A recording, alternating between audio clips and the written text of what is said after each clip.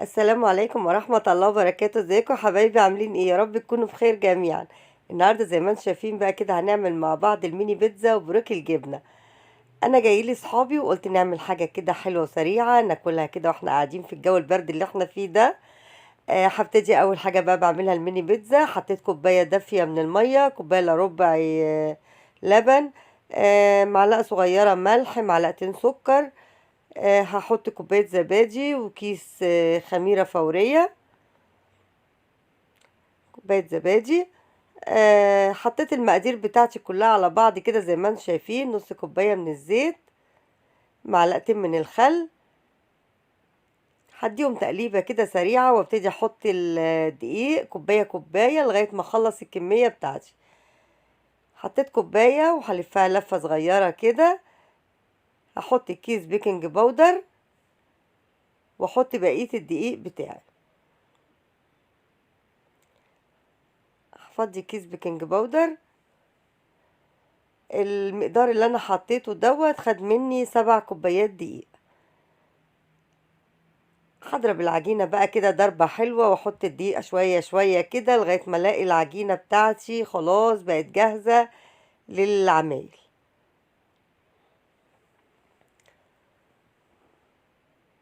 حطيت كوباية كوباية كده دي تدريجي ومشغلة العجان. انا بقى ما بقدرش معلش اعجن كتير على ايدي، انتوا عارفين النكرس تعبني اوي والله. فيعني ايه، بالنسبة لي العجان بيبقى اسرع وبريح دراعي شوية، لكن طبعا ممكن نعمله بايدينا. بلم العجينة بتاعتي زي ما انتوا شايفين كده. بحط شوية شوية من الدقيق لغاية ما خلصت الكمية كلها. العجينة بتاعتي بقت جميلة زي ما انتوا شايفين كده. لميتها بقى من العجان، هي بتلزق شوية، انا عايزاها كده بس يعني هي سايبة من ايدي زي ما انتوا شايفين اهي. ايدي نضيفة ما فيهاش حاجة، هي كده اتلمت. انا عايزاها بتلزق شوية عشان البيتزا بتاعتي تبقى هشة كده وطرية وجميلة. هلف بقى استريتش كده، غطي الطبق باستريتش واركنها بقى جنب الفرن وهي شغالة عشان تخمر. انتوا عارفين ان ايه الجو برد قوي، فانا مشغلة الفرن وحاطة العجينة جنبيها. هعمل هي المقادير بالظبط، بس هغير اختلاف بسيط قوي لبوريك الجبنة. حطيت برضو كوباية من المية الدافية، كوباية الا ربع من الدقيق، كوباية زبادي، معلقتين سكر، معلقتين خل، كيس بيكنج باودر، كيس خميرة فورية، شوية ملح. هي مقاديرنا. نص كوباية زيت. مع اختلاف بسيط قوي، بعد ما عجنت العجينة بتاعتي كلها كده حطيت معلقتين كبار من الصلصة. ادت العجينة لون حلو وطعم حلو قوي. بس كده عجينتي جاهزة اهي زي ما انتوا شايفين. خلاص انا بقى ركنتها برضو تخمر، وهقطع بقى ايه الحاجات اللي هنحطها فوق الميني بيتزا. بسم الله ما شاء الله. شايفين؟ بصوا العجينة، اللهم صل على النبي، يعني حاجة كده جميلة زي ما انتوا شايفين. ما خدتش وقت خالص في خمرها لان المطبخ كان دافي، طبعا الفرن شغالة فيه. انا بعمل شوية حلويات كده بقى جنب الميني بيتزا والبوريك الجبنة. فالخميرة بسم الله ما شاء الله زي ما انتوا شايفينها كده، يعني هي بتتكلم عن نفسها.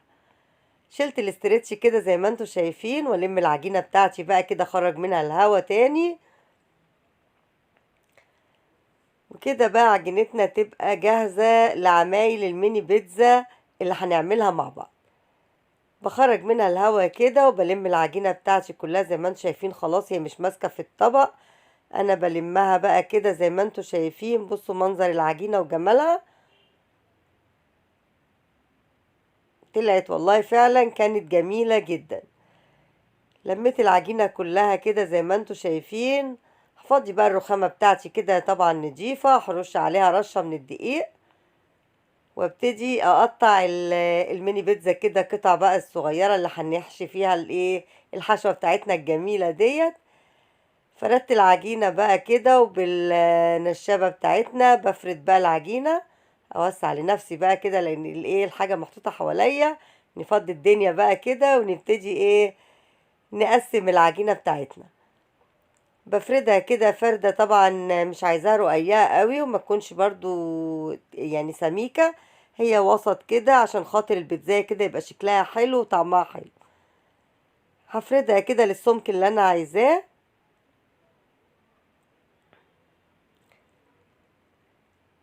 نفرد عجينتنا كده، ونكون رشين طبعا دقيق، رشة كده خفيفة دقيق على الرخامة اللي هنفرد عليها.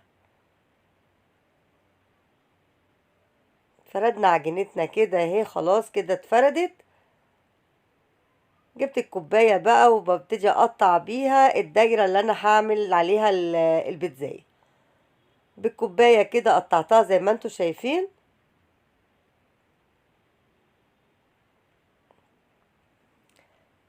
هجيب الصاج بقى اللي هرص عليه، وهحط فيه ورقة من الزبدة، واروح حاطة عليه البيتزاية بتاعتنا كده اللي احنا مقطعينها ديت.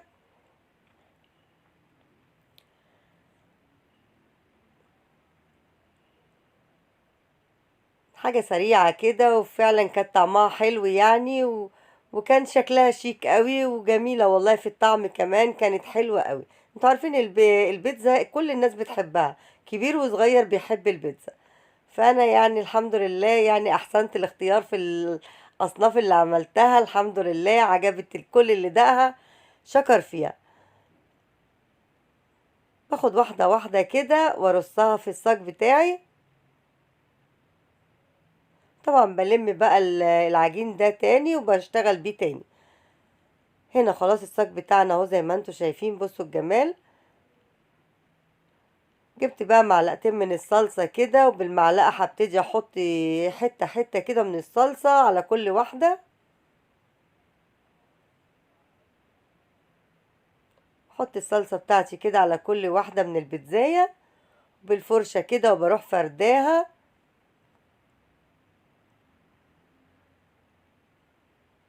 هنفرد الصلصة بقى كلها على البيتزا اللي احنا عملناها كده. بصوا هي كده يعني كانت شكلها فعلا وحجمها ومقاسها كله مناسب بصراحة. محضرة بقى فلفل الوان وزيتون مخلي اخضر واسود، وسوسيس مقطعاه حلق، وعندي شوية جبنة رومي رحت ضرباهم في الكبة كده، وهنبتدي ايه نشتغل بيهم. هحط بقى على كل واحدة كده شوية جبنة رومي. حاجة سريعة وعلى قد امكانيات الحاجة اللي موجودة عندنا في البيت.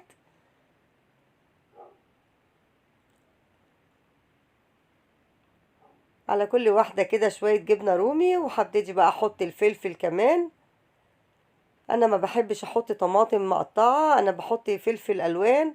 ال- الفلفل الاحمر بيدي نفس لون الطماطم، والصلصة بتدينا طعم الطماطم برضو، فهي كده ايه يعني كانت حاجة حلوة كده. والطماطم بتطريها شوية، فانا كنت عايزاها ماسكة نفسها والحاجة متماسكة عليها كده. حطيت الفلفل الالوان زي ما انتوا شايفين، بشكله طبعا اخضر واصفر واحمر على كل واحدة عشان تديني شكل حلو. واحط برضو زيتون على كل واحدة كده، واحدة خضرة وواحدة سودة. قطعة من السوسيس اللي مقطعينه.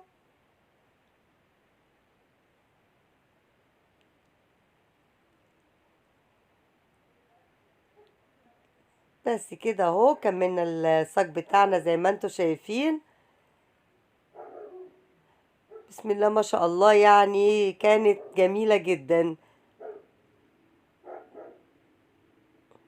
بس كده يا حبايبي، ده الصاج بتاعي اهو خلاص كده ندخله الفرن واخلص الكمية بقى، وفي الاخر اوريكم الحاجة كلها مع بعض.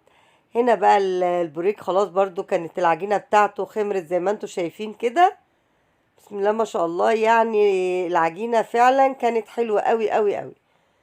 لميت العجينة بتاعتي، وبرضو هبتدي بقى اخد منها قطعة كده واقطعها على الرخامة وافردها برضو واقطعها بالكوباية. قطعتها دوائر زي ما انتوا شايفين كده بالكوباية على طول. بتبقى الحاجة كلها مقاس واحد، والتدويرة بتبقى شكلها حلو. وبلم بقى اللي بيفيد ده بعجنه تاني مع العجينة بتاعتي. بس قطعناها كلها اهو زي ما انتوا شايفين. باخد بقى حتة جبنة واقفلها كده جواها واروح مقفلة عليها. والفتحة بتاعت التقفيلة بتاعت العجينة بروح مخليها عند الصينية من تحت. بقفل كده والفتحة دي بتبقى من تحت.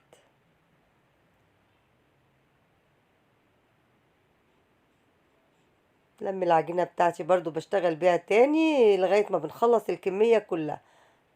بحشيها جبنة كده وبقفلها.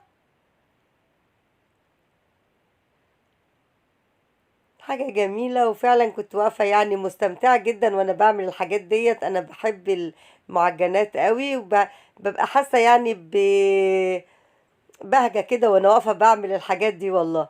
الحمد لله، يعني انا بحب المعجنات جدا وبحب اعملها. بس هنا خلصنا الصينية بتاعتنا كلها زي ما انتوا شايفين كده. اجيب بيضة بقى واكسرها، احط شوية ملح وشوية فلفل، سنة صغيرة كده بس عشان زفرت البيض. بقلبها بقى بالشوكة كده وبالفرشة، وبروح دهنة الصينية بتاعتي كلها.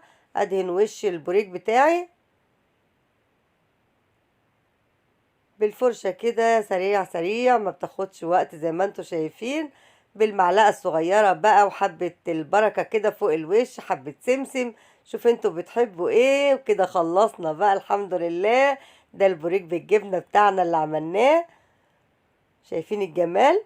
والبيتزا، ودي اساور جلاش، ودي صوابع جلاش، وعملت رواني. وكان يوم جميل والله، والحمد لله الحاجة كلها كانت جميلة جدا. و والله فعلا يعني مش عشان انا اللي عاملاهم، بس كل اللي كلهم شكر فيهم. هستنى بقى تعليقاتكم، وهستنى رأيكم، واشوفكم في فيديو جديد. باي باي.